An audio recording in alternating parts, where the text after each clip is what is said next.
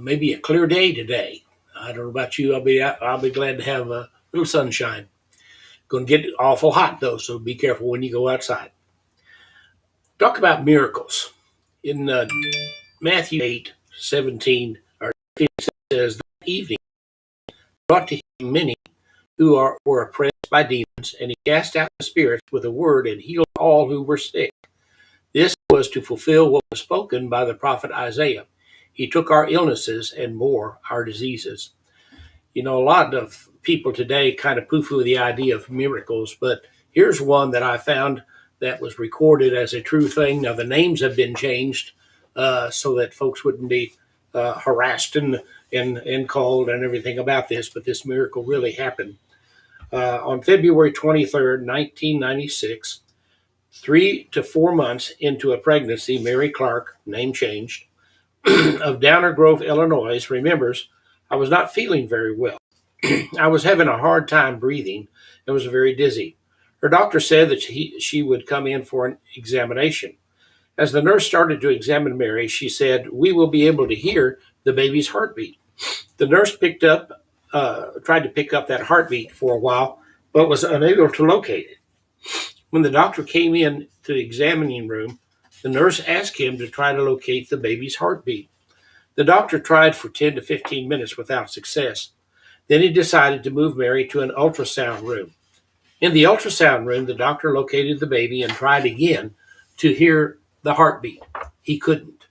So he asked the nurse to call another doctor. The second doctor tried to locate the heartbeat for 15 minutes or more, but could not. At this point, the doctor told Mary and her husband, Ron, I'm sorry, but the baby has died. I can't tell you why, but these things happen. I'm very sorry, but you will have to be induced. Mary said Ron's heart and mind were broken. We had lost our precious baby. The nurse took Mary and Ron to the birth center and explained what had happened when they induced labor. The doctor also requested testing to find out why Mary was having difficulty breathing. As I was lying in bed, Mary says, I prayed that God would watch over our child until we could meet him or her in heaven. My heart was broken, but I was filled with the hope that I would one day see my child. Meanwhile, Ron called Mary's sister, who called a woman at their church, Pat Bailey, to ask her to pray. When Pat got the call, she said something startling. That baby's not dead. Tell them to double check to get a second opinion. Ron and Mary talked about it and decided they would talk to the doctor one more time before anything was done, just to confirm the decision. To appease the couple, the doctor ordered another ultrasound. Back in the ultrasound room, a new nurse, who did not know why this couple was there, started the ultrasound. In a moment, she said matter-of-factly, there's the heartbeat. Mary asked her, are you sure the baby is okay? The nurse told her the baby's heartbeat is perfect, no problems. Mary turned and looked at the nurse from the birth center. Her jaw dropped. Her eyes were as round as saucers.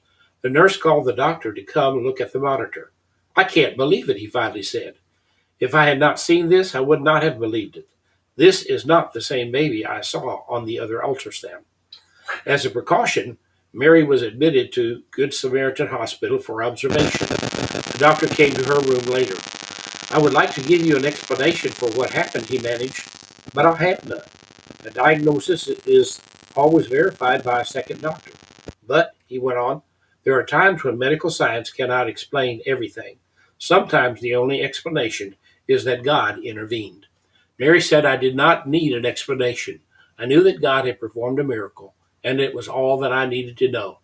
On August 22nd, 1996, Jamie Andrew Clark, name changed, was born, a healthy, beautiful boy.